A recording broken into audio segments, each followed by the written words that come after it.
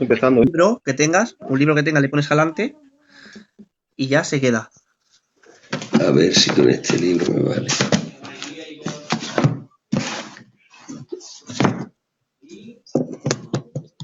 Aquí, ahí así, ¿está bien? Sí, le veo, Sí, tío. perfecto. Ah, pues bien, yo te veo a ti también, de acuerdo, pues mejor, así no se me cansa la Ya mano. estamos en directo. De acuerdo. Bueno, ante todo, buenas noches a todos los que nos estáis viendo. Como podéis ver, ya tenemos al hermano Lolo de Extremadura. Antes de empezar y antes de dejar a los hermanos, quiero hacer un anuncio. Mañana día 7 hay una marcha de varias iglesias de Madrid.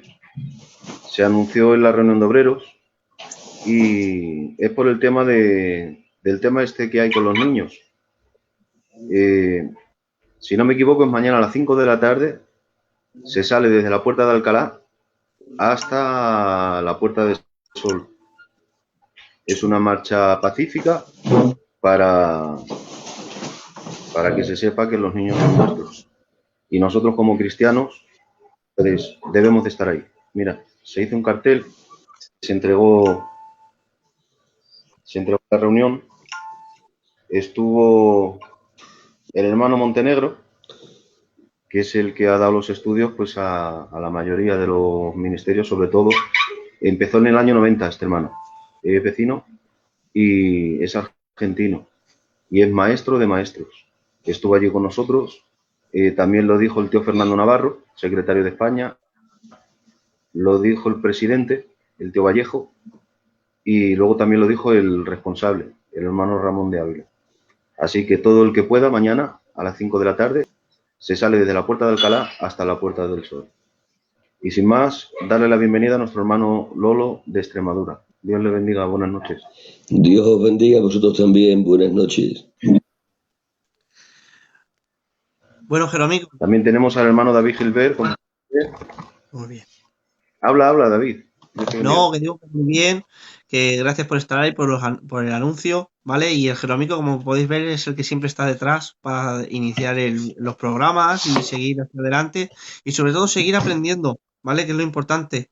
A veces nos toca, lo digo a veces, que lo que más cuesta muchas veces es desaprender para volver a aprender, ¿vale? Porque eso a veces es lo que realmente cuesta.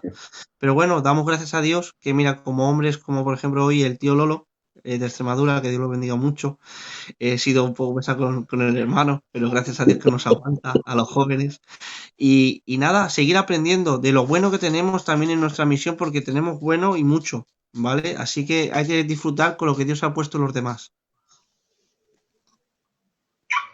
Amén. ¿Ya, Jerómico? Gloria a Dios, pues nada. Yo ya os dejo tranquilos. Bien, hombre.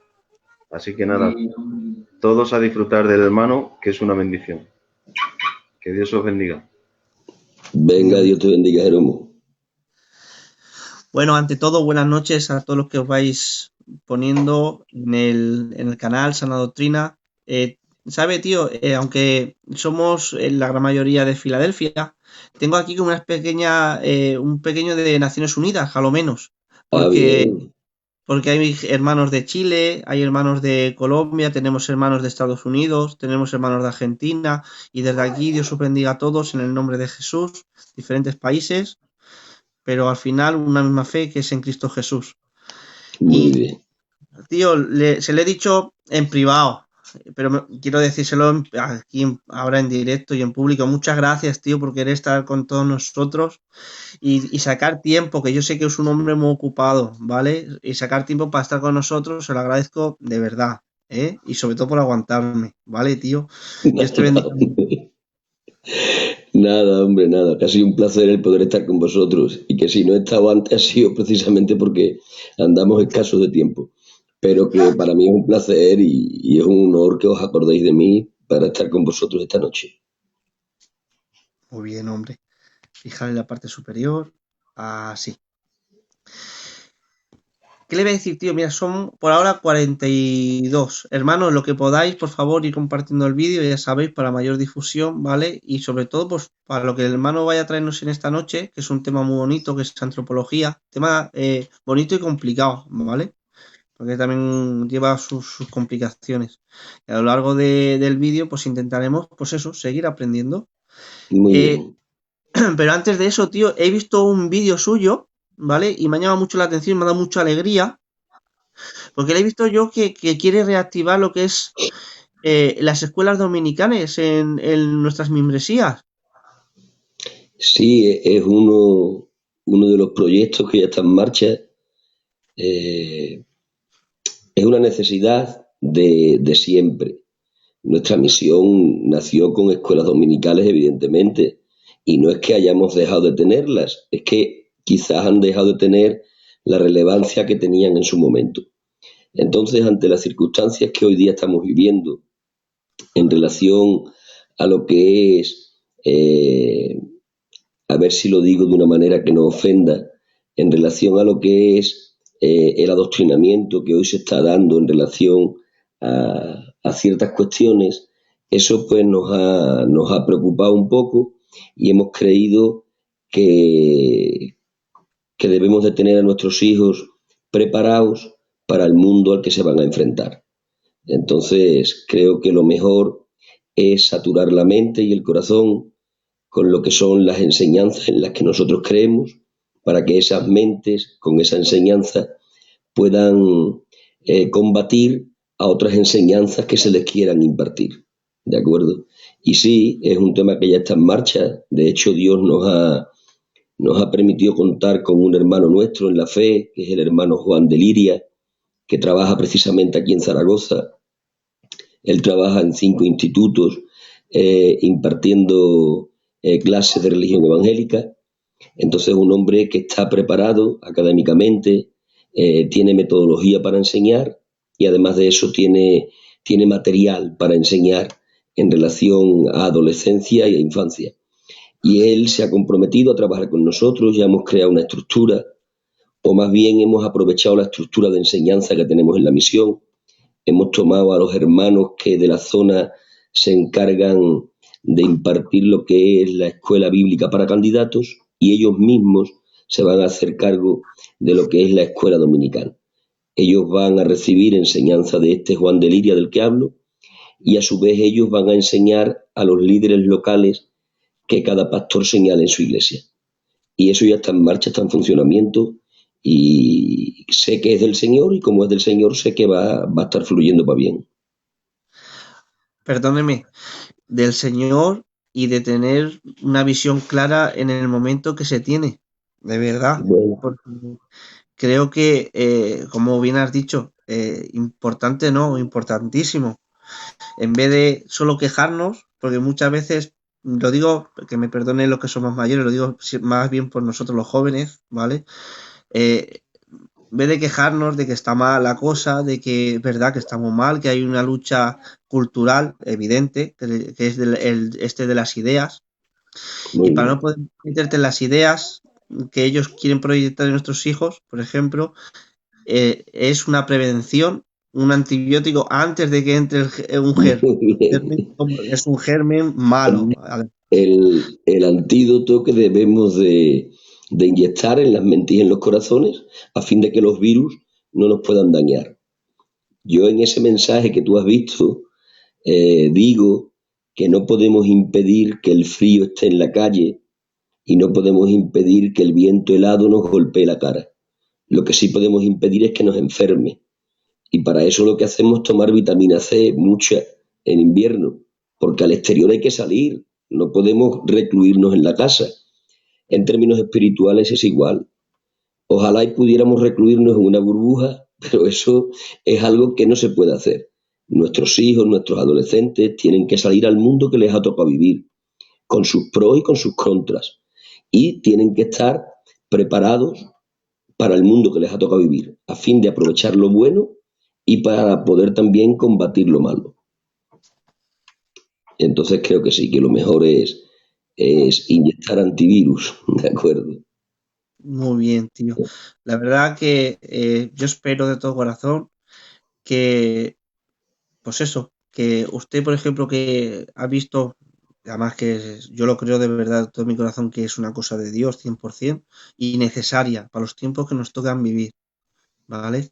Y creo que es algo precioso. Espero que tomen ejemplo, ¿vale? Desde aquí, desde este pequeñico canal, que empecemos hace un tiempecico.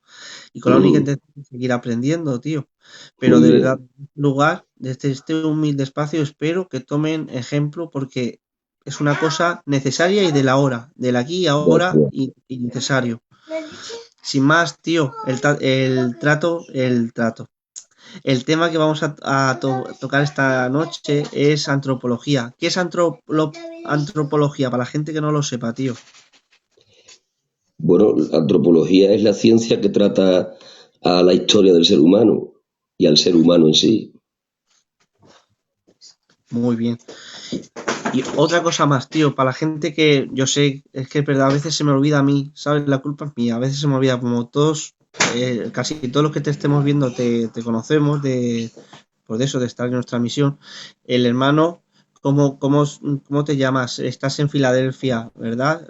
Te llamas, De le pone ahí un acuerdo. cartelito, pero más que nada para la gente que luego te vea, ¿vale? En diferido, que te verá gente, ya te digo, gente de fuera, de nuestro país.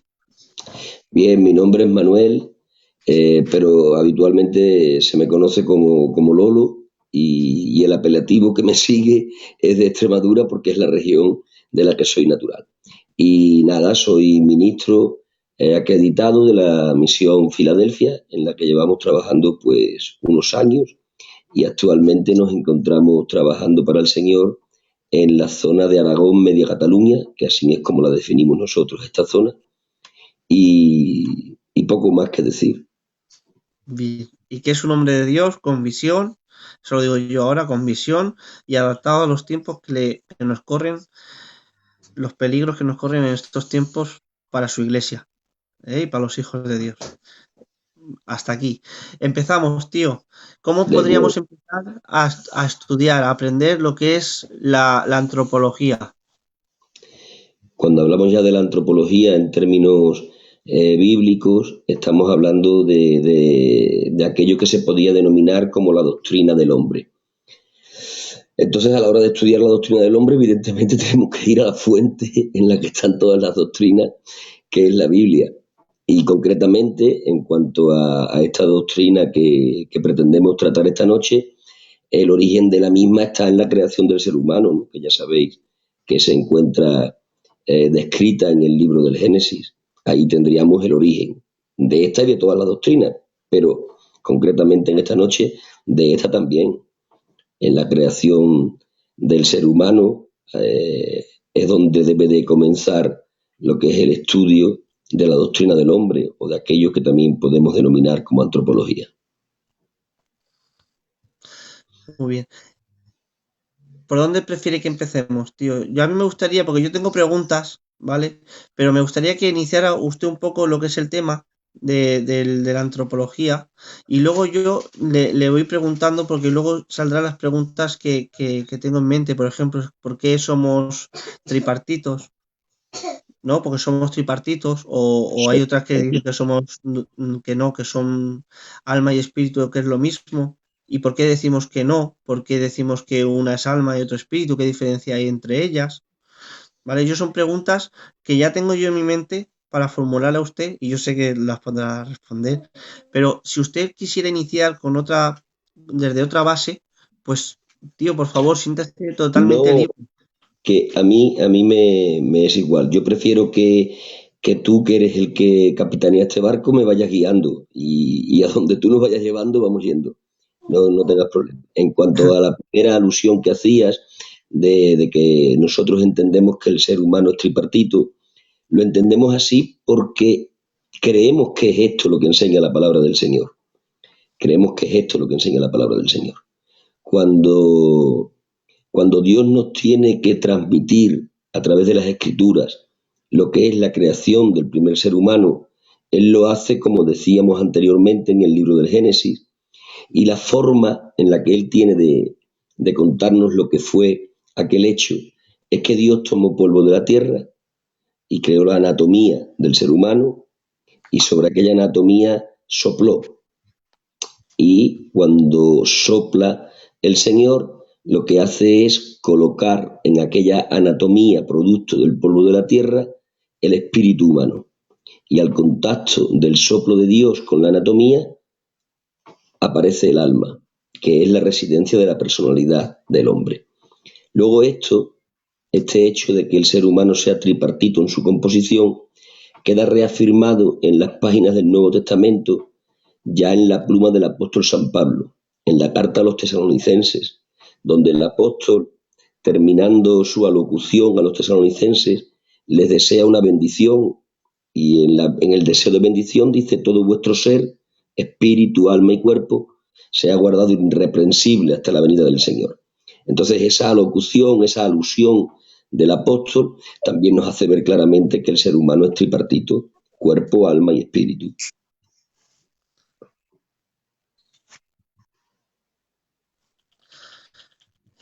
Y para los que, por ejemplo, los que dicen, ¿vale? Yo lo he escuchado varias veces, que es como si fuera una combinación, que muchas veces aparece alma, que a veces aparece espíritu, y por lo siguiente, que no notan esa diferencia entre alma y espíritu. ¿Qué le podría responder? Bien, sobre esto es verdad que hay otra escuela de interpretación que es tan respetable como esta que nosotros acabamos de presentar. Es decir, que hay quienes creen que el hombre interior, o sea, la parte etérea, la parte invisible del ser humano, es tan solo, por definirlo de alguna manera, es de una pieza. Es decir, hay quienes piensan que el hombre no es tripartito, sino que tan solo está compuesto de cuerpo y de alma, y que en el alma se encuentra el espíritu. Los que creen que el alma y el espíritu son una misma cosa, pues es su creencia, es su interpretación. Nosotros creemos que la Biblia enseña otra cosa. Creemos que, como he dicho anteriormente, la Biblia enseña que el ser humano es espíritu, alma y cuerpo. En cuanto a los que creen que no, que el alma y el espíritu son una misma cosa, es decir, que no se distinguen, nosotros, nuestra forma de interpretar es que el alma y el espíritu, aunque es verdad que son distinguibles, son inseparables.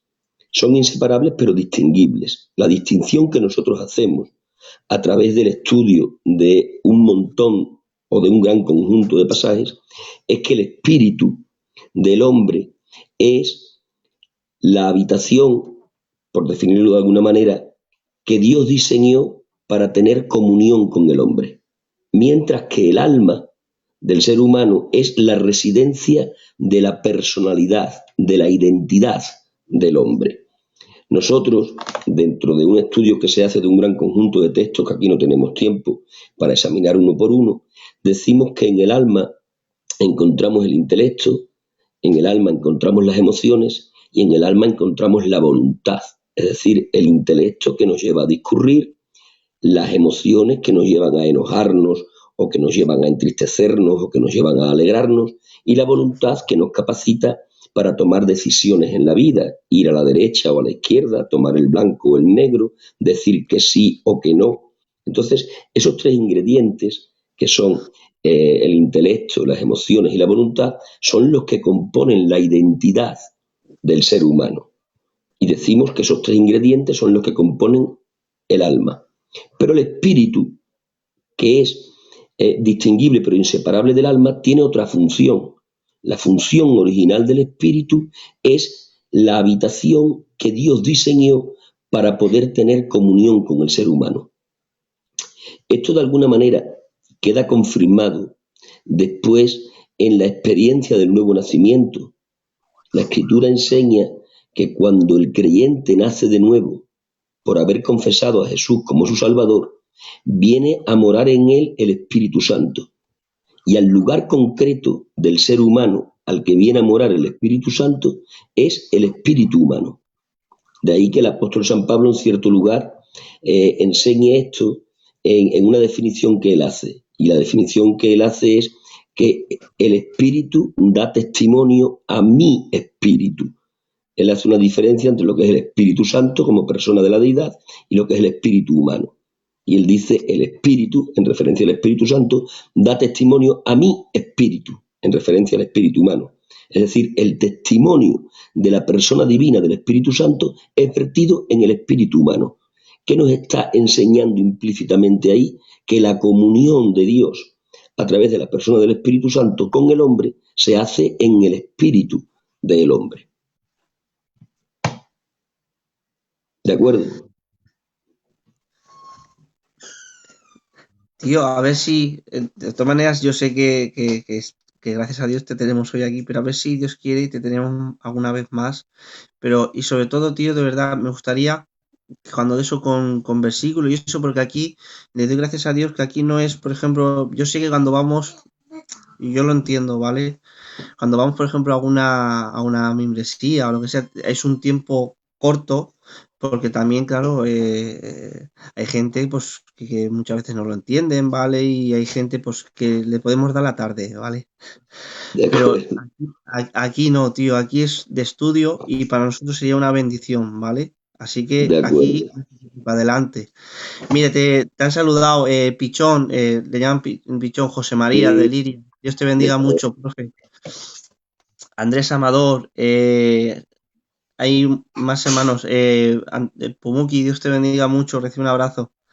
Eh, Me han hecho por aquí una pregunta, que si se podría diferenciar solamente de la forma etimológica de las palabras cuando se refiere a alma y espíritu, o no se podría. sí, la raíz de cada una de las palabras es distinta. O sea, no es lo mismo la raíz de la palabra espíritu que la raíz de la palabra alma. Alma es neuma y espíritu es ruach. O sea que realmente la distinción también entre alma y espíritu se puede buscar etimológicamente. Quien te haya hecho esa pregunta va acertado. Si queremos también buscar esas diferencias entre alma y espíritu, también la podemos buscar investigando la raíz de cada una de esas palabras. Y llegaremos a la conclusión de que las raíces de esas palabras nos hacen entender que no se está hablando de lo mismo cuando se habla de alma que cuando se habla de espíritu. Ese apunte es bueno. Es decir, el estudio de la etimología de esas dos palabras también va a ser una luz que se va a proyectar en favor de que el alma y el espíritu son inseparables pero distinguibles. Muy ¿De bien. acuerdo? Seguimos un poquito más. Andrés de Almería, Dios te bendiga mucho, compañero. Richard de la zona del norte, Dios te bendiga mucho. De Galicia, Dios te Muy bendiga. bien.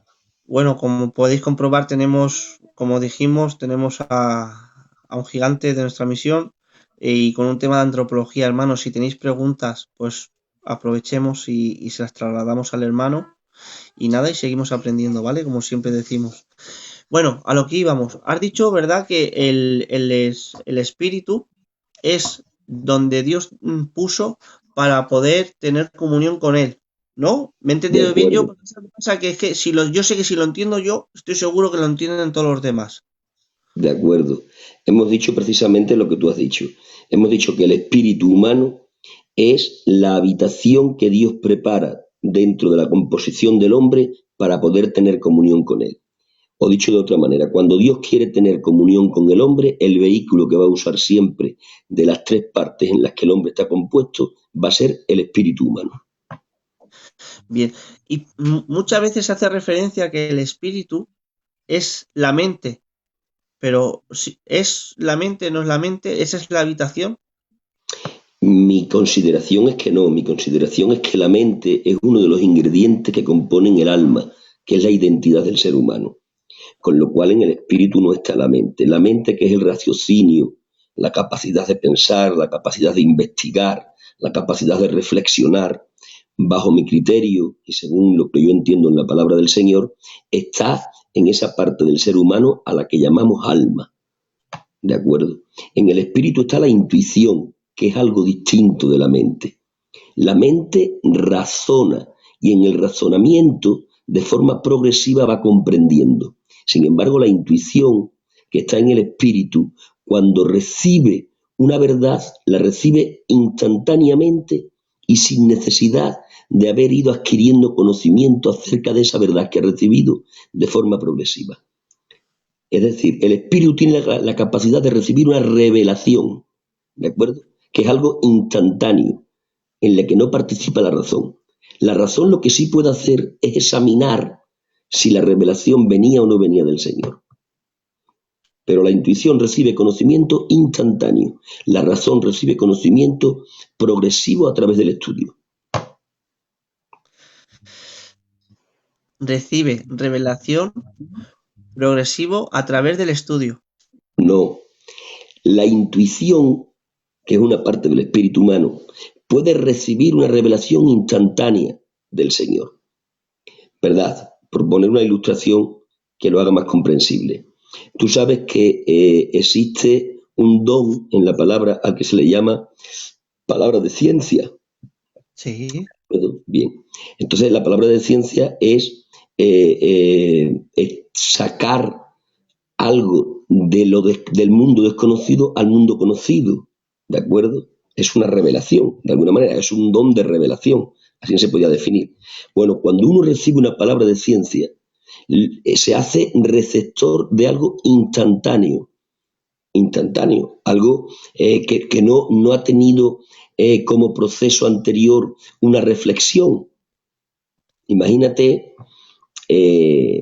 un pasaje bíblico, ¿no? Nuestro Señor Jesucristo, cuando va caminando y se encuentra a aquel que está subido en el sicomoro porque tiene mucho deseo de conocerlo, ¿no? Y el Señor Jesús se para a la altura de donde él está subido en el árbol, le mira y pronuncia su nombre, ¿de acuerdo? No se habían visto en la vida, pero sin embargo el Señor es capaz de pronunciar el nombre de alguien al que humanamente antes no había visto, ¿de acuerdo? Sin entrar en el debate si en el Señor fluía ese don o sencillamente eso lo hizo porque era Dios. Sin entrar en ese debate que entonces nos perdemos. Si en vez de ser el Señor Jesucristo el que iba aquel día andando, fuese yo, y voy por allí y me encuentro al sujeto allí encaramado en el árbol y le pronuncio su nombre sin nunca haberle visto, seguramente lo que yo tuve en ese momento fue una revelación que mi espíritu recibió y fue algo instantáneo, no fue el producto de un trabajo de razonamiento.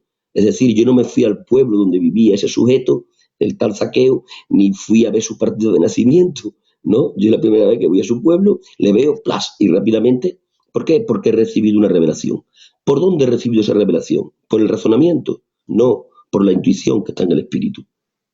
¿De acuerdo? Entonces, a lo que tú hablabas, el razonamiento, la capacidad de comprensión, la mente, no está en el espíritu. La mente está en el alma, que es donde está la identidad del ser humano. ¿De acuerdo? Gloria al Señor, yo creo que sí, más o menos le pilláis. Y si no lo hemos pillado, hermanos, luego esto se queda en el aire, echamos marcha atrás y lo escuchamos poquito a poco y lo vamos recogiendo otra vez. Bueno, hablando de antropología, hermano, es cierto que el Señor nos creó al principio, como has dicho en el Génesis, cuando es la creación, pero a ver si es así o no es así, ¿vale? Hay un antes y un después, lo que es antes de la caída del hombre y Claro. después, ¿no? Para el Sí. tema de la mente, para el tema de lo que estamos hablando, de lo que es el hombre en sí. ¿Cuál es esa gran diferencia? La gran diferencia la provoca el pecado. El hombre es creado en inocencia, pero cuando el hombre transgrede el mandamiento del Señor, cuando el hombre peca, deja su estado de inocencia y entra en el estado de conciencia. Cuando el hombre sale originalmente de las manos del Señor, es imagen y semejanza de Dios. Pero luego esa imagen y semejanza de Dios queda manchada, deteriorada a causa del pecado.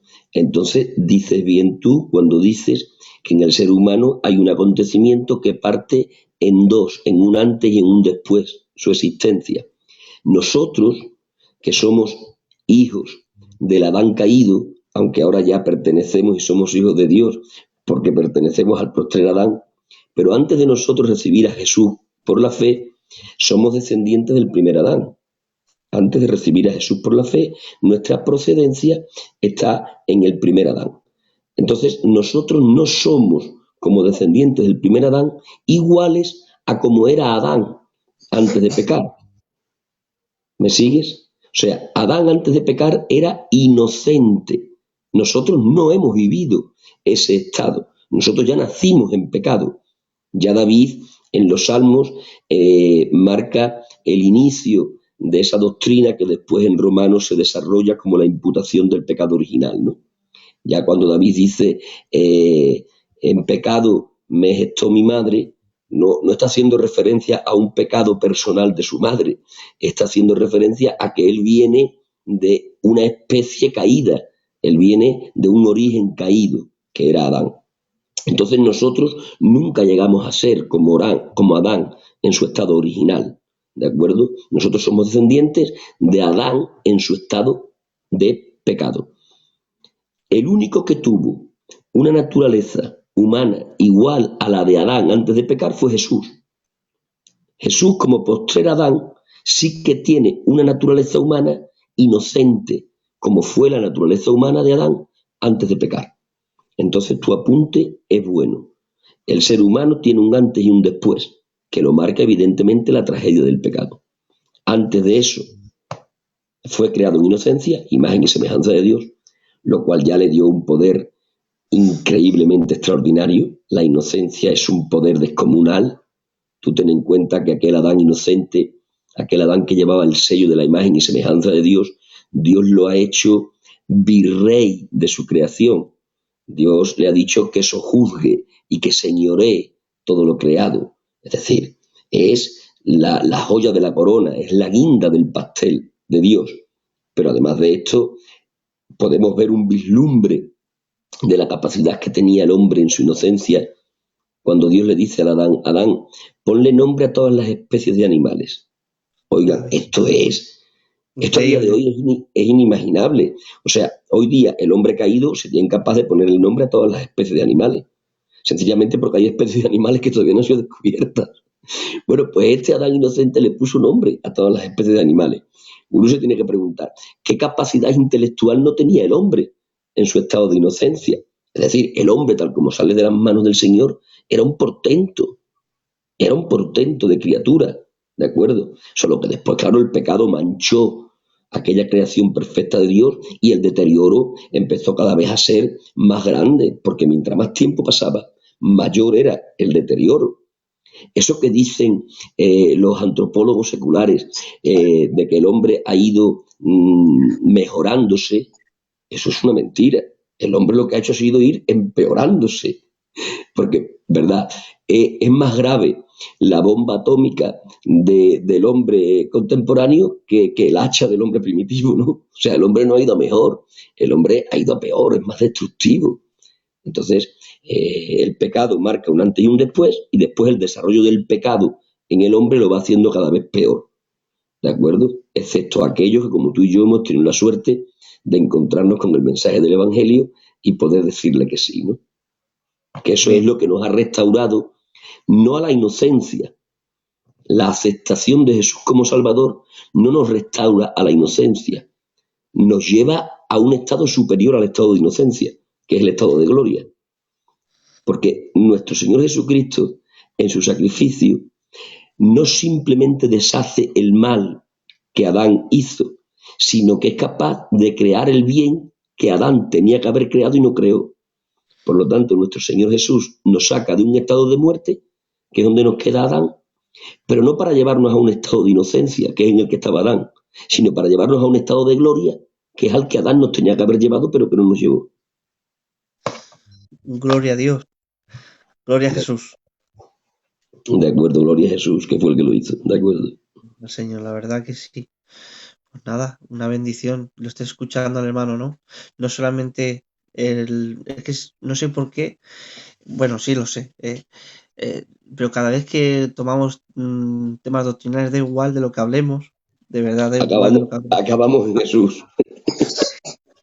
De acuerdo. De verdad que sí. Es que bueno, no hermanos, se hace ninguna doctrina sin hablar de él. Eso es verdad, ¿eh? Da igual el tema que toquemos, escatología, lo que toquemos, esoterología, da igual. Al final, Jesús. Él es el centro de toda la doctrina, ¿de acuerdo? La verdad que sí. Nada, hermanos, Dios os bendiga. Les traigo cuenta, ha estado hablando al principio de las diferencias entre alma y espíritu.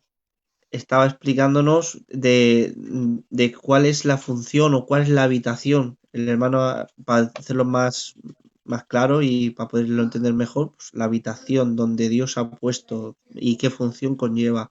Está hablando antes y el después de la caída de Adán. Terrible lo que ha dicho el hermano, ponerle nombre a toda la creación.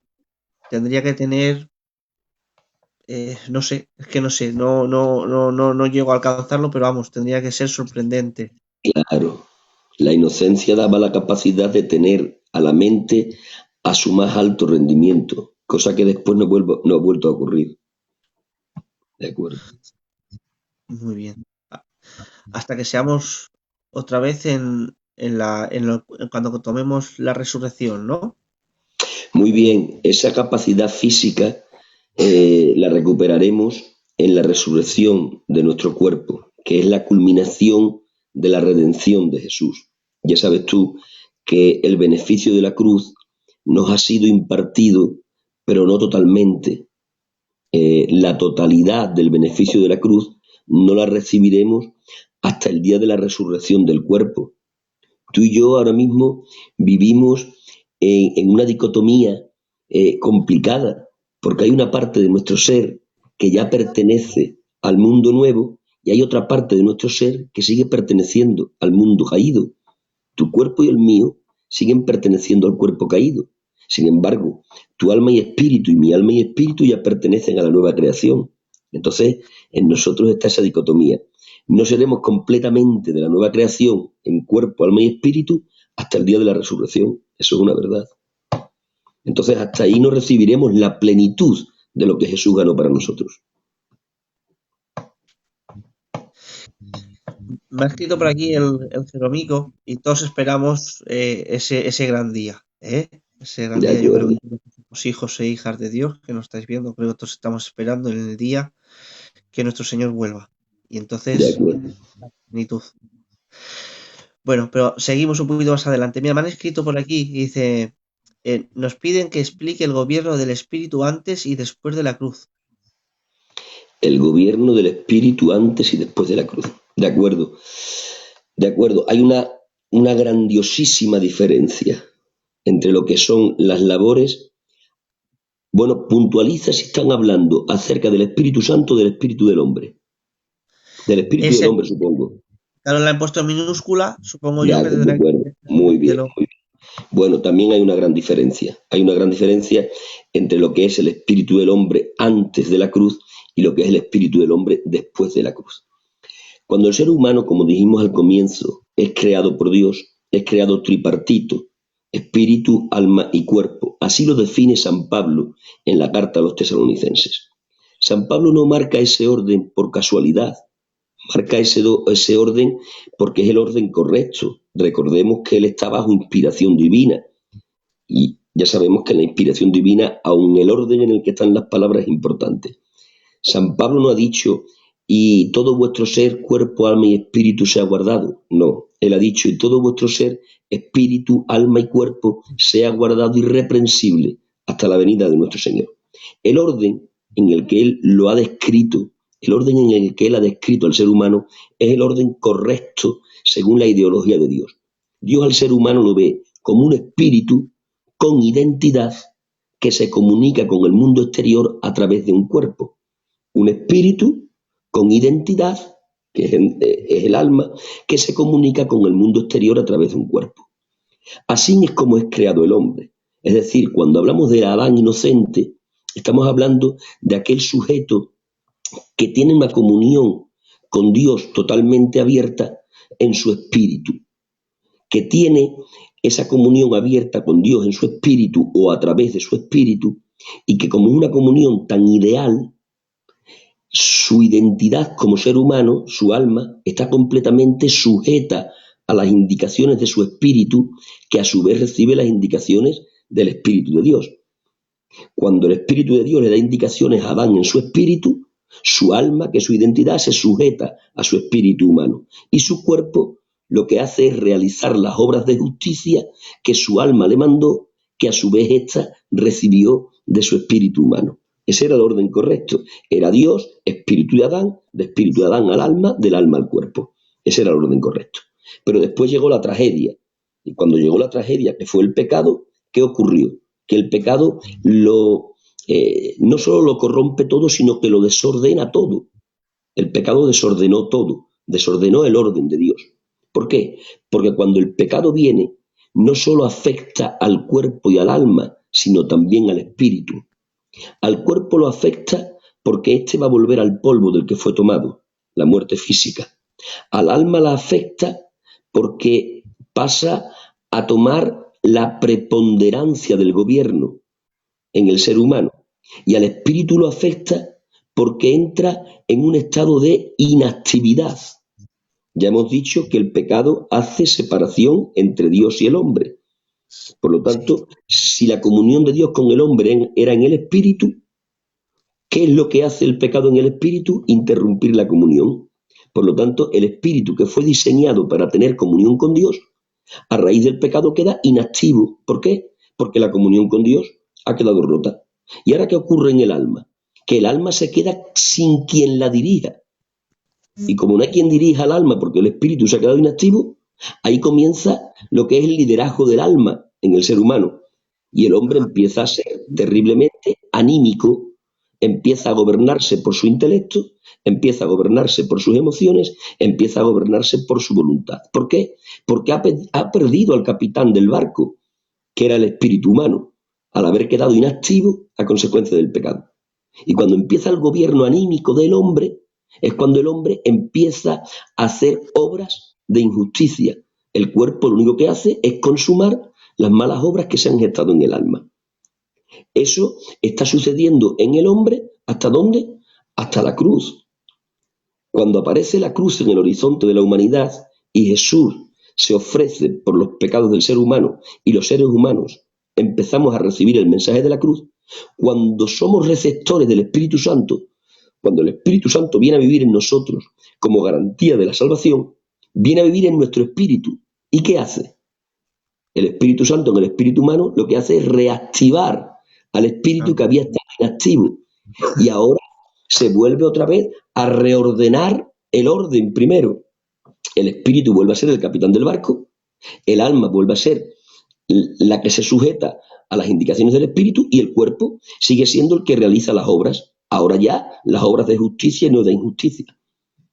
Ahora bien, lo que ocurre en muchos creyentes es que aunque tienen al Espíritu Santo en el espíritu humano y el espíritu humano se ha reactivado, lo que ocurre en muchos de ellos es que no sujetan su identidad, su alma, a las indicaciones del espíritu, que ahí es donde empieza la gran lucha, ¿de acuerdo? El alma lleva tanto tiempo gobernando que se resiste a entregar la corona y darla de nuevo al espíritu humano. Y ese es el conflicto, ¿no?, de lo espiritual con lo anímico, que es el conflicto que muchos en nuestro progreso y crecimiento cristiano hemos tenido que experimentar y hoy día seguimos experimentando. Pero el ideal ya se ha vuelto a recomponer. Ahora lo que nos hace falta es sujetarnos al hecho de que el espíritu humano ha vuelto a ser activado. Entonces, claro que sí, el gobierno que se pierde, el gobierno del espíritu que se pierde por el pecado, se recupera por la fe en la cruz de Jesús, en relación a la pregunta que hacías. Por eso, no sé si es correcto o no, pero corrígeme, ¿vale? Y así yo también voy aprendiendo, que para mí es una bendición porque sigo aprendiendo. Por eso dice que las cosas espirituales no las pueden percibir. Dice, no es que no quieran, dicen que no pueden percibirlas. Hay un versículo, creo que es en una de las... ¿No? ¿Puede ser por Sí, eso sí. también? El versículo al que tú haces referencia es aquel que dice que el hombre natural no puede percibir las cosas del Señor. Dice, no es que no quiera, es que no puede. Claro, el hombre natural, ahí está hablando del hombre que todavía no recibió al Señor como Salvador. Ese hombre no puede entender las cosas del Espíritu. No podemos molestarnos con el mundo inconverso que no comprende las cosas del Espíritu de Dios, porque no las comprenden no porque no quieran, sino porque no pueden. Su espíritu humano está apagado. Y el espíritu humano, como ya hemos dicho, fue diseñado por Dios para ser el canal a través del cual Dios se comunicase con el hombre. Pero si el canal tiene un cortocircuito, pues no pueden percibir las cosas del Señor. ¿Qué necesitan? Necesitan que el canal establecido por Dios vuelva a ser reactivado. Y eso no ocurrirá hasta el nuevo nacimiento. Entonces es normal, el hombre natural no es que no quiera, es que no puede. Lo primero que hay que hacer que es reactivar el espíritu que está inactivo, Por eso Jesús le dice a Nicodemo en Juan capítulo 3, si no naces de nuevo, no puedes ver el reino de Dios. Jesús fue a la médula. Nicodemo, como buen judío y perteneciente al Sanedrín, buscaba el reino de Dios con sinceridad, pero no podía encontrarlo. No es que no quisiese, es que no podía. Y Jesús va a la médula, a la clave. Dice, mira Nicodemo, no te quiebres la cabeza, cariño. Tu espíritu está inactivo. Si no naces de nuevo y reactivamos el espíritu, tú no verás el verdadero reino de Dios. Y eso se lo podemos decir a todo el mundo inconverso. ¿Qué necesitáis? Nacer de nuevo. Un muerto no necesita instrucciones. Es que está muerto. Por muchas lecciones que le des, no las puede recibir. El muerto necesita vida y después necesita instrucción para saber cómo vivir la nueva vida. ¿De acuerdo? Por lo que estamos hablando, ¿vale? Yo te digo de verdad que cualquier cosa, corrígeme, porque así también aprendo yo, ¿vale? Entonces, estamos hablando de cuando el hombre pecó, cuando el hombre decayó en el pecado. Estamos hablando que no es que estuviera enfermo, sino que, como dice la Biblia, que era una muerte. De acuerdo. Eso era una muerte, ya lo dice la Biblia. Eso ya lo dice la Biblia. Sabes que le llaman, a esto creo que le llaman depravación total, que es cuando Sí. dice que el hombre estaba muerto. De acuerdo, es depravación total, no es algo parcial. La advertencia del Señor es: el día que de él comas, ciertamente morirás. Morirás físicamente porque volverás al polvo del que fuiste tomado. Morirás espiritualmente porque se acabará la comunión conmigo. Y si no lo resuelves antes de que llegue la muerte física, morirás eternamente. ¿De acuerdo? Entonces, la advertencia de Dios es categórica. Si comes, te mueres. No es si comes, te enfermas. No es si comes, vas a tener un déficit. No, no, no. Si comes, te mueres. Entonces es depravación total. Es ruina total. El hombre estaba en ruina total. ¿De acuerdo? Bueno, hermanos, yo creo que a mí me encanta cuando me respondéis así, de verdad. Lo dije el otro día y lo vuelvo a decir hoy. Me encanta porque yo entiendo, por ejemplo, si alguien no me quiere responder en algo, pues lo veo normal que no me responda. Pero ¿sabes? Me gusta cuando se dan vueltas. Esto es así una contestación, vamos, de raíz. Lo has visto, ¿no? Depravación total. No hay que está medio enfermo, que tal. No. No. El hombre está muerto, está destituido completamente de la gloria del Señor, y la solución que tenemos es el segundo Adán, es el postrer Adán, es nuestro Señor Jesús. No hay otra manera. Aquí no necesitamos medicina que recuperen al enfermo, necesitamos vida que resuciten al muerto. Esto es. Gloria a Dios. Gloria al Señor. Estoy gozando, hermanos. Dios os bendiga a todos. Chino de Almería, Dios te bendiga mucho. Una bendición de hermano. Desde aquí un abracico grande. Hermanos, compartiendo preguntas. Yo voy a seguir un poquito más. Me han puesto por aquí el Jeromico una pregunta. Dice que el pecado reside en el alma. Muy bien. El alma es la que peca, ¿de acuerdo? Ya hemos dicho que en el alma está el intelecto, están las emociones y está la voluntad, ¿de acuerdo? Entonces, donde se encuentra la capacidad de decir que sí a una acción pecaminosa es en el alma. Por lo tanto, el pecado se gesta en el alma y se consuma con el cuerpo. Y el que queda negativamente afectado, como ya hemos dicho, es el espíritu. El alma lo gesta, ¿de acuerdo? El cuerpo lo consuma y el espíritu sufre sus consecuencias. Por poner un ejemplo que lo ilustre, y ninguno mejor que el de Eva, ¿no? Que fue la primera que pecó. O sea, el primer ser humano que peca es Eva. Cuando a Eva Satanás, disfrazado de serpiente, la seduce a que coma, hay una parte en la seducción satánica que para mí creo que fue clave en la mente de Eva. Fue aquella parte de la seducción en la que le dijo: el día que comas del árbol seréis como Dios. Es como que Satanás le abre una expectativa nueva, le abre una graduación mayor de la que tenían. Ella era princesa, pero Satanás le ha abierto la posibilidad de ser reina. Sabes que el día que comas serás como Dios. Ella dijo: ¡ay, como Dios! Pues yo ya no me conformo con ser princesa, yo quiero ser reina, ¿de acuerdo?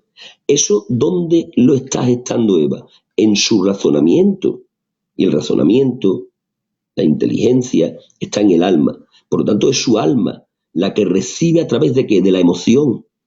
¿Te das cuenta? Aquel le dice, oye, que si comes del árbol te conviertes en reina. Y ella se emociona, dice, ay, de princesa a reina, un escalafón superior. Lo absorbe por su emoción, se alegra. Ahora esa emoción la lleva ¿a dónde? Al intelecto y empieza a razonar. Y dice, ja, yo una diosa, mi Adán un dios. Y de que la emoción se ha puesto de acuerdo con el pensamiento y el pensamiento y la emoción se han puesto de acuerdo con la voluntad, han dicho sí que me lo como y se lo ha comido, ¿ves? Han intervenido, la emoción ha intervenido, la mente y ha intervenido la voluntad. ¿Dónde se fraguó el pecado? En el alma. ¿Pero quién lo consumó? El cuerpo. Hasta que ya no extendió la mano, tomó la fruta prohibida y la mordió, no llegó a la consumación.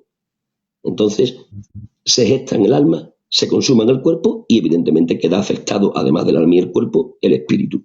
Más negativamente que ninguno porque fue el que quedó sumido en tinieblas. Fue el que sufrió el cortocircuito que ya le impedía poder comunicarse abiertamente con el Señor.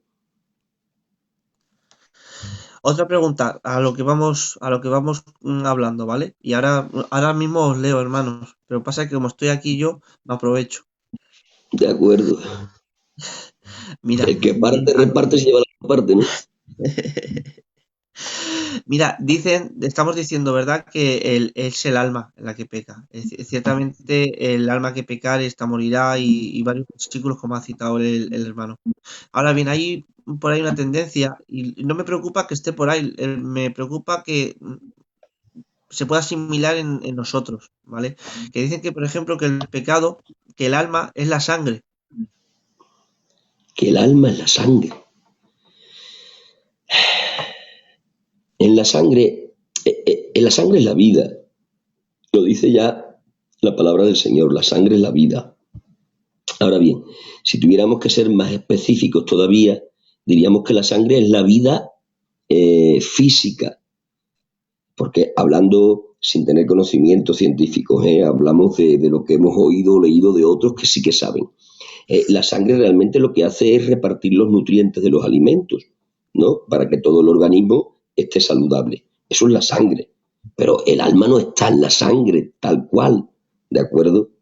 En la sangre está la vida, que eso es lo que dice la Biblia. Y más específicamente, la vida física, ¿de acuerdo? Pero el alma es etérea, el alma es invisible, el alma no se puede palpar. La sangre sí, es visible y se palpa. Nos cortamos y la vemos y además y la chupamos y la volvemos a ingerir. Entonces, no sería correcto decir el alma es la sangre, no. Sería correcto decir en la sangre está la vida física. ¿De acuerdo? Porque aun cuando la sangre se termine, nosotros seguimos viviendo, que sería la vida espiritual. ¿De acuerdo? Entonces, no, bajo mi criterio no es correcto decir que el alma está en la sangre. Muy bien. Pues hay un pasaje en las Escrituras que dice, y vi las almas de los decapitados por la fe en Jesús. ¿Qué estaba viendo? Almas descarnadas. Por el misterio de la revelación que Juan tiene en Apocalipsis, que es un misterio, él es capaz de ver almas, pero lo que ve son almas. Porque son almas que están descarnadas.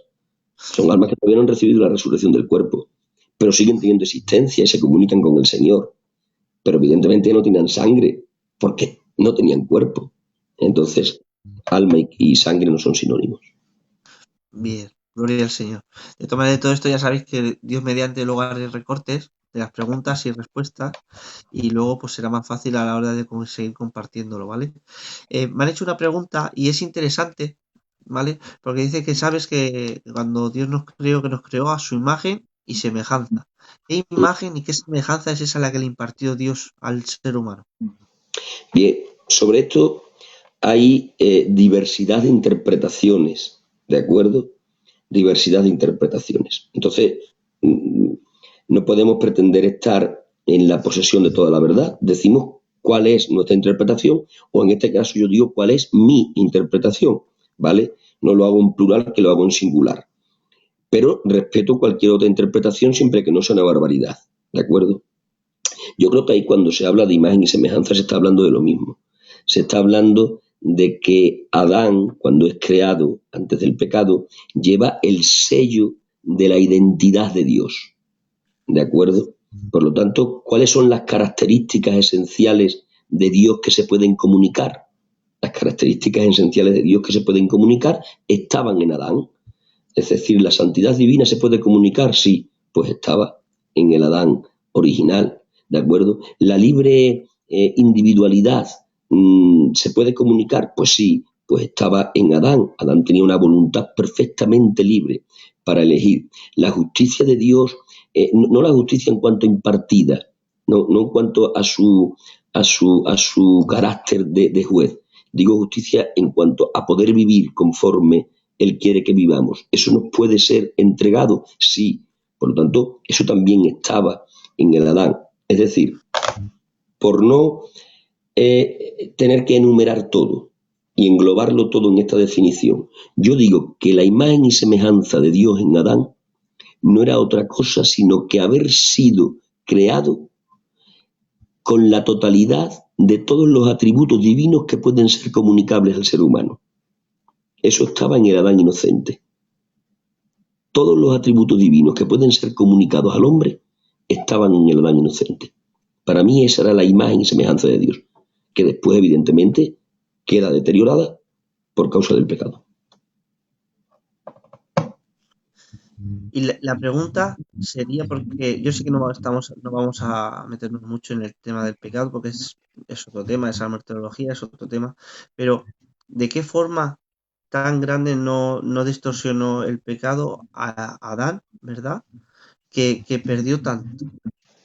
¿Cuál sería cómo podríamos explicar esa gran caída, ese gran El, deterioro del ser humano? el pecado es un drama que afectó al hombre en la totalidad de su ser. Lo afectó física, anímica y espiritualmente.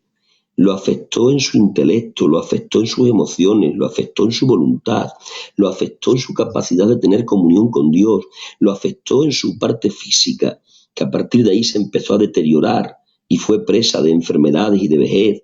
Es decir, es un cataclismo. Lo peor que le ha pasado al hombre ha sido el pecado. Ten en cuenta que el pecado no es parte original de la creación de Dios.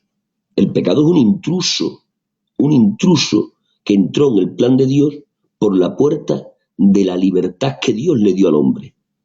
Entonces, ¿qué repercusión tuvo? Pues la más nefasta de todas, la más nefasta de todas. Ahora bien, dentro que el pecado nos trajo toda la ruina que tenemos, también el pecado nos ha dado la posibilidad de conocer en su máxima expresión al amor de Dios. ¿Verdad? ¿De acuerdo?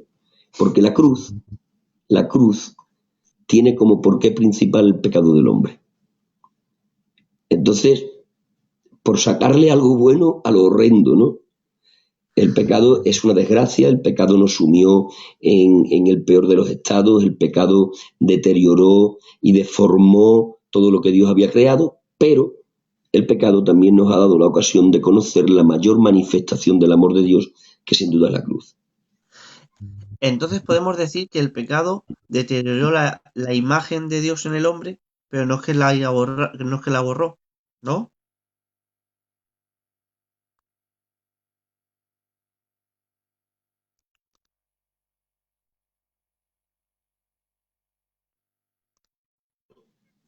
El hombre no está enfermo, está muerto. ¿De acuerdo? Entonces, en sintonía con esa definición que hemos usado anteriormente, tenemos que decir que la imagen de Dios en el hombre quedó tan terriblemente dañada, que era difícil encontrar vestigios de Dios en el ser humano. ¿Que quedó algún vestigio? Posiblemente. Yo no digo que los hombres inconversos no tengan un vestigio de Dios, de acuerdo, pueden tenerlo, pero es prácticamente irreconocible Dios en el ser humano, de acuerdo. La única manera de no solo recuperar la imagen de Dios, sino mejorarla, es a través de la fe en el Calvario. Muy bien. Hermanos, a ir haciendo preguntas. Dios os bendiga a todos los que os vais conectando. Como siempre digo, sé que lo repito, pero por favor ir compartiendo el vídeo. Ya veis, un tema muy bonito, ¿vale? Joaquín, Dios te bendiga, compañero de Valencia, de aquí del canal. Eh, yo tengo una pregunta. Sigo un poquito más, pero yo sé que me voy a saltar y me voy a ir un poquito, ¿vale? Me voy a ir un poquito solo. De Y acuerdo, ahora volvemos, de acuerdo. ¿vale? Estoy escuchando lo del alma, lo del espíritu, y me ha surgido a mí, a ver si no lo podrías responder. En la persona de Cristo, ¿tenía alma? ¿Tenía espíritu? ¿Tenía tripartito también? De acuerdo. Cuando la escritura nos habla acerca de Jesús, eh, nos habla de que Él es 100% Dios sin dejar de ser 100% hombre. Ya sabes tú que la doctrina de la cristología nos enseña que es una persona divina con naturaleza divina que asume una naturaleza humana. Cuando hablamos de que Él asumió una naturaleza humana, estamos hablando del misterio de la encarnación. Ya San Pablo lo define como misterio. Si aquella mente privilegiada en las cosas de la teología dijo misterio, los que estamos por debajo, pues no sé qué frase usar. O sea, estamos hablando de algo insondable, de lo que ocurrió en el vientre de María. El ángel, aquel lo define de una forma muy simple, ¿no? Dios a veces usa lenguajes simples para misterios insondables. Y el ángel dijo, la sombra del Altísimo vendrá sobre ti y te cubrirá. Punto. Ahí está toda la definición del misterio. Pero ¿qué ocurre allí, en el vientre de aquella moza? ¿Qué ocurre en el vientre de María? Ocurre eso, la asimilación de una naturaleza humana. Una naturaleza humana que necesita, evidentemente, cuerpo, alma y espíritu. Entonces tenemos que decir que Jesucristo en su humanidad gozaba de cuerpo humano, gozaba de alma humano y gozaba de espíritu humano. ¿Por qué? Porque él tenía que ser el postrer Adán. Por eso se le define así, por eso uno de los títulos que se le da a Jesucristo es este, postrer Adán. ¿Qué está diciendo? Está diciendo que estaba en igualdad de condiciones que el primer Adán antes de pecar. Al primer Adán lo crea Dios del polvo de la tierra y la naturaleza humana del postrer Adán la crea en otro milagro, ¿de acuerdo? Que es en el vientre de una mujer que no conocía varón. Entonces, sin duda tenemos que decir que en la naturaleza humana del verbo de Dios había cuerpo, había alma y había espíritu. ¿De acuerdo? Y después de la cruz también. Dime. Y después de la cruz también. No, pero siga usted. Lo que yo decía es que la evidencia de que tenía cuerpo, alma y espíritu la tenemos en las escrituras, ¿no? O sea, que tenía cuerpo es indudable, él tenía cuerpo, que tenía alma humana también es indudable, él razonaba, él se emocionaba, él tomaba decisiones desde su voluntad, ¿de acuerdo? A él le hemos visto llorar, a él le hemos visto decir no se haga mi voluntad sino la tuya, hablando con el Padre, y cuando habla de la voluntad del Padre está hablando de la propia voluntad divina suya, pero a la misma vez está hablando de otra voluntad que era la humana, que estaba en él, por lo tanto, y que tenía espíritu humano, pues también la palabra del Señor hace referencia a esa verdad, ¿no? Entonces, él tenía cuerpo, él tenía alma y él tenía espíritu. En cuanto a lo segundo que tú decías, después de la cruz también, después de la cruz él resucita a su cuerpo, ¿de acuerdo? Cuando él resucita para no volver a morir, que es hasta ahora el único que ha resucitado para no volver a morir, evidentemente lo que resucita es la parte tangible de su naturaleza humana, que es el cuerpo, pero también la identidad de su naturaleza humana, que está en su alma y espíritu. Entonces, evidentemente, hoy Jesucristo sigue siendo una persona divina, con naturaleza divina, a la que le ha sumado una naturaleza humana, ahora ya glorificada. Pero la unión hipostática hoy día sigue existiendo. La diferencia es que hoy día en la unión hipostática la naturaleza humana está glorificada y antes de la resurrección la naturaleza humana no estaba glorificada, ¿de acuerdo? Pero sí, sigue manteniendo la naturaleza humana. Me preguntaba porque hay veces que se piensa y no sé bien por qué, por eso te pregunto, evidentemente, que en la cruz lo que es el espíritu, la parte del espíritu de Jesús, que ahí terminó. Y que luego en la resurrección sigue, O sea, que la pregunta es, ¿que su naturaleza humana termina en la cruz?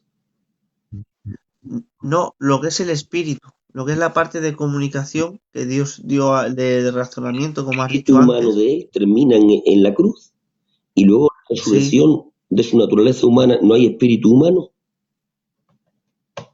Bueno, habría que preguntarle a quien dice eso dónde lo basa. Oye, habría que escucharlo también, ¿por qué no? Mi criterio Sí, ¿no? es que la resurrección implica resurrección de la naturaleza humana completa. Pero bueno, oye, sería cuestión de escuchar a quien dice lo contrario y ver si realmente lo que dice tiene un argumento bíblico sólido.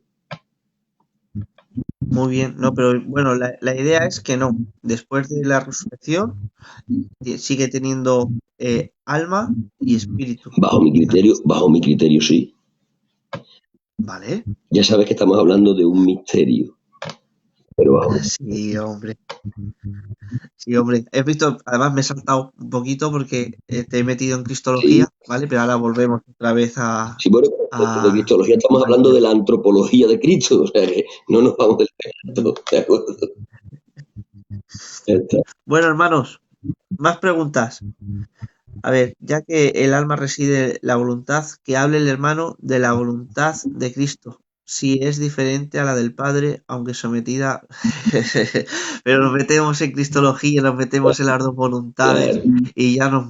claro, Y eso es otro programa. Si claro. quiere el hermano, al revés. Nosotros al revés, encantados que esté con nosotros. Pero eso es otro programa porque eso tiene un montón de variantes y, y nos podemos tirar un buen rato. Preguntas, por favor, de lo que estamos tratando y así pues las las dudas que podáis tener, o pues yo por ejemplo, mira, yo las que tenía ya las he expresado al hermano. De todas maneras, si tenéis más de lo que es antropología, el estudio del hombre, qué es lo que pensáis, de qué es lo que tenéis dudas, pues aprovechad que tenemos al hermano, vamos a exprimirlo. A ver, ves, ya no se me he metido en cristología, fallo mío. Claro, ahora ya todo el mundo entra ahí en cristología, que es lo que más seduce. Fallo mío. Vamos a ver, es lo mismo el alma que espíritu, ya que ambas ya que en ambas muerte al salir del espíritu murió y al salir el alma murieron. Vamos a ver, que esto va, yo creo que esto va conforme a lo que estamos hablando, pero de antropología. Mira, dice Félix Domingo Salazar, Dios te bendiga desde aquí, buenas noches. Dice, buenas noches, Dios os bendiga. ¿Qué diferencia hay entre el alma y el espíritu? Ya que hay dos casos bíblicos donde los dos mueren, será una en el Antiguo Testamento y otra en el Nuevo Testamento, y haciendo referencia donde en una sale el alma y muere, y en la otra dice, y salió el espíritu y murió. Es lo mismo el alma que el espíritu, ya que ambas, pues ahí le falta alguna palabra, pero quiere decir que después de la muerte de salir el espíritu, murió, y después de salir el alma, murieron. ¿Cuál es la diferencia ahí? Vamos a ver, volvemos a lo que ya hemos hablado anteriormente. Creo más o menos entender la pregunta. El alma y el espíritu son distinguibles pero inseparables. Son la parte etérea e invisible del hombre. Es a esa parte del hombre a la que el apóstol San Pablo llama el hombre interior. ¿De acuerdo? San Pablo hace una diferencia entre el hombre exterior, que es lo físico, y el hombre interior, que es lo etéreo, que es el alma y el espíritu. Entonces, cuando el alma sale, sale el espíritu, y cuando sale el espíritu, sale el alma. Digo, cuando salen del cuerpo. De hecho, al hermano que hace la pregunta, yo le diría que lo primero que tenemos que tener en cuenta es que la palabra muerte no es cesación ni destrucción. La palabra muerte es separación. Cuando el alma y espíritu salen del cuerpo, literalmente eso es la muerte física, ¿se entiende? La muerte física no es otra cosa que la separación de la parte etérea de la parte física del ser humano. Por lo tanto, cuando la Biblia en un texto dice y el espíritu se marchó, o dice y el alma salió, es indistinto, solo que el autor sagrado tan solo usa el nombre de una de las dos partes que componen a la parte invisible y etérea del ser humano. Cuando la Escritura dice y el espíritu volvió a Dios que lo dio, no es que vuelva el espíritu desligado del alma, ¿de acuerdo? Sino que el alma va incorporada en el espíritu, porque ya hemos dicho que son distinguibles pero inseparables. Entonces, lo que ocurre en la muerte física no es otra cosa sino que de la parte física del ser humano se separa la parte etérea. Y cuando hablamos de la parte etérea estamos hablando de alma y de espíritu.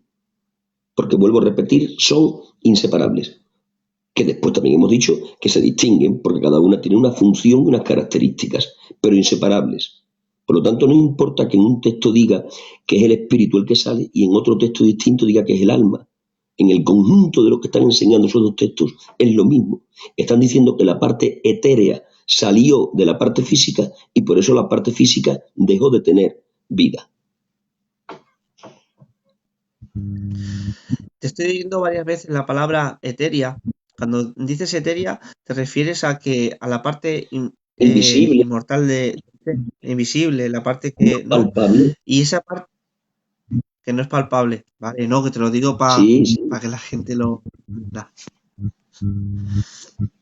Y esa parte es inmortal, Esta ¿no? parte es inmortal con matices. Vamos a ver. Es inmortal con matices. Es inmortal en el sentido de que no deja de tener existencia. En el sentido de que no deja de tener existencia, sí es inmortal. Pero en el sentido de poder tener relación con la vida, que es Dios, en ese sentido sí es mortal. ¿De acuerdo? Porque cuando el hombre es condenado al infierno, es condenado tripartito también, espíritu, alma y cuerpo. ¿De acuerdo? Y eso es muerte eterna. Pero muerte no implica inexistencia. Tendrán existencia en muerte, porque muerte es separación de Dios. ¿Me sigues? Entonces, ¿el alma y el espíritu son inmortales? Pues bueno, son inmortales, pero no inmortales en el sentido de que vayan a gozar siempre de vida. Para gozar de vida hay que estar unidos a Dios, que es la fuente de la vida. Entonces uno puede tener existencia y no tener vida. ¿De acuerdo? Que eso realmente es la muerte eterna. El infierno, que es la muerte eterna, no es otra cosa que la existencia sin vida, la existencia sin Dios. Como la muerte física es la separación del alma espíritu del cuerpo. ¿De acuerdo? Como la muerte espiritual es estar viviendo en este mundo sin tener relación con el Señor. ¿De acuerdo? Muy bien. Pues mira, hermanos, es ya una hora buena, las 12:20. Yo creo que el Es hermano buena hora. nos ha aguantado, pero muy bien, ¿eh? De todas maneras, mira, si tenéis alguna pregunta última, se la transmito al hermano, mientras le vuelvo a repetir que muchas gracias por estar con todos nosotros. Nada, hombre, gracias a vosotros. Y nada, a ver si cuando usted pueda y tiene tiempo, seguimos con otro tema. Por ejemplo, mira, ese de las dos voluntades sería un temazo. De acuerdo. Lo que pasa es que, claro, lo que pasa es que es un tema, pues eso, un poco complicado. Un poco delicado, que diríamos. Está bien. Pero bueno, ya veremos. Si el hermano me coge más el teléfono, Sí, que te lo cojo. habrá otra. De acuerdo. De acuerdo. No me bloquee ahora. Vamos a ver. Comunicaba Dios con los profetas, ya que la vida del espíritu estaba muerta.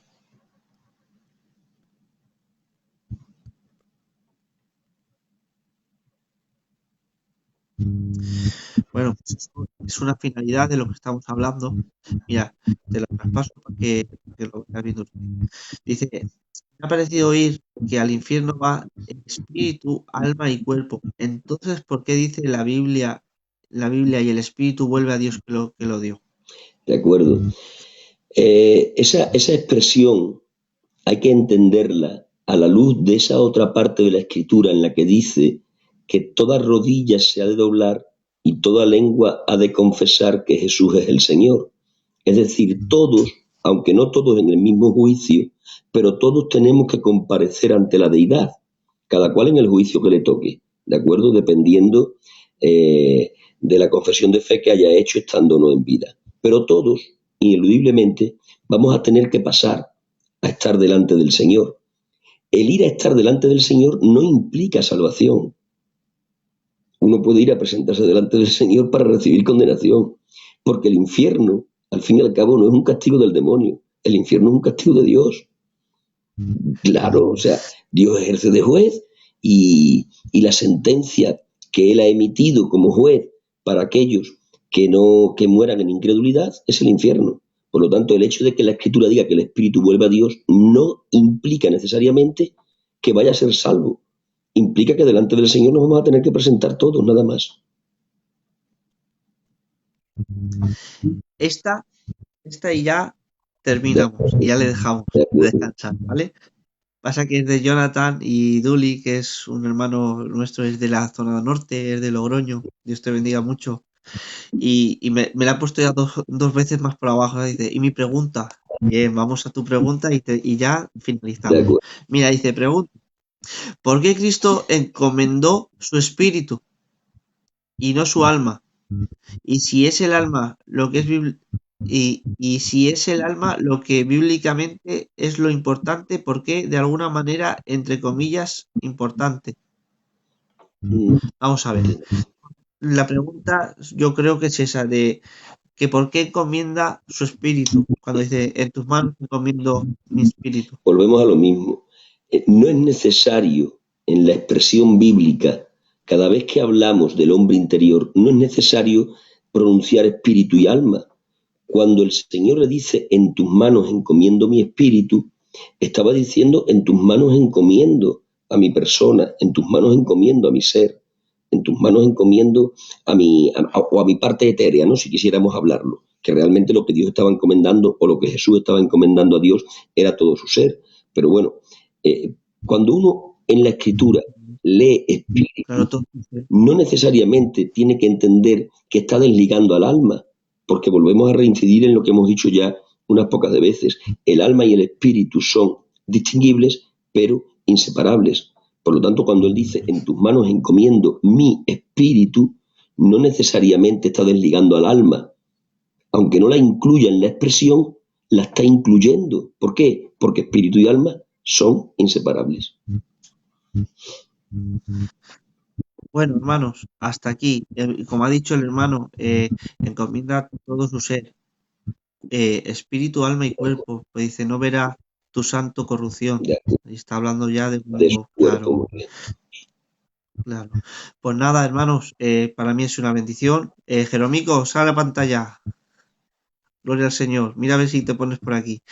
Para mí es una bendición tenerte, créetelo de verdad. Y no sé, es de esto de que te tiras un buen rato, de verdad que nos hemos tirado un buen ratico, pero que se hace muy, muy corto, que parece que hemos estado 10 minutos. Cierto, ¿Sabes cómo le quiero decir? se ha hecho Esa sensación de que se me ha hecho nada, pero muy corto. de acuerdo. Así que a ver si Dios quiere y tenemos el privilegio de volverte a tenerte aquí, Muy que bien. será una bendición hoy seguro. Jeromo, Dios te bendiga. Bueno, Bendiciones, David. nuestro hermano. Sí, ya sale por ahí. Nada, pasa buena noche. Dios os bendiga mucho. Tío, el Señor le siga impulsando y tanto el Jeromico como yo, que estamos aquí esta noche, creemos que es muy, pero muy, muy importante lo que estás impulsando, ¿vale? Que es las escuelas dominicales, empezar a dar la batalla cultural desde las ideas, además que es una batalla de ideas, De acuerdo. porque es ideas que quieren inculcar. Y nada, darte las gracias, ¿verdad, Jeromico? Y que el Señor te siga impulsando para Amén. su familia. Tío Cacho, que es uno de los coordinadores de la EBEP y además que es de aquí de mi zona, de Alicante, Dios te bendiga mucho por estar aquí esta noche con nosotros. Y nada, Jeromico, ¿algo más que añadir? ¿Algo más? ¿Falta algo? Cuéntame, ¿qué he hecho No, mal? simplemente que nada, todo perfecto, es una bendición tener esta noche al hermano.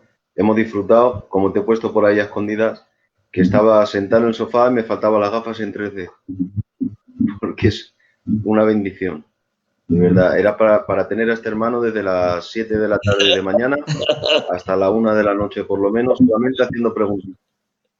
Está bien, Jeromo, está bien. Yo he disfrutado mucho, la verdad. Y yo con vosotros. Pues nada, tío, Dios le bendiga mucho lo dicho y gracias por estar con nosotros, por acordarte de los jóvenes, ¿vale? Y nada más, seguimos. Mañana tenemos a José de Valladolid, acordaros, bibliología, un tema muy bonito. Creo que nos va a hablar más bien del tema de Reina y Valera, el gran trabajo que hizo y quién era Reina y quién era Valera y qué trabajo hizo cada uno y qué es lo que pasó ahí. Creo que va a ser algo muy bonito de saber y ya que tenemos siempre la Reina Valera en las manos, por lo menos saber un poquito más allá. Bueno, un placer haber estado con vosotros, ¿de acuerdo? Tanto con vosotros que os he escuchado como con aquellos que han estado ahí haciendo sus preguntas y escuchando. Para mí ha sido una experiencia muy gratificante. Dios os bendiga y hasta otra oportunidad. Venga, hasta luego. Bendiga, tío.